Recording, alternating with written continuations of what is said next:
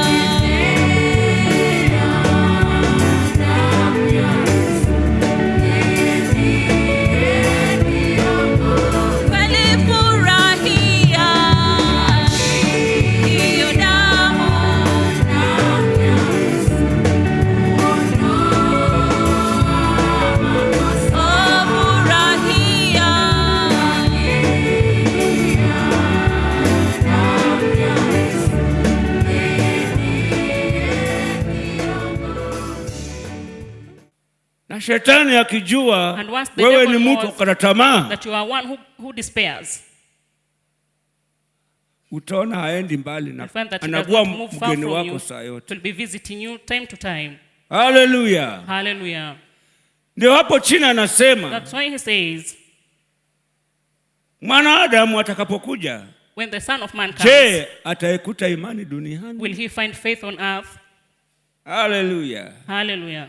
Ndio ndugu zangu, imani, so brethren, faith ndio ngao ya kufikia wema wa Mungu. Of getting to the goodness of God. Umeungama laana zote, hata umesamehewa, hata huna hukumu tena. There is no condemnation in you. Lakini vaa ndani ya moyo wako, in your heart, moyo wako ujaliwe, your heart be enabled kusadiki, to believe, kuwa na hakika, and having the certainty, kuwa na tumaini, and having hope, pendo, love.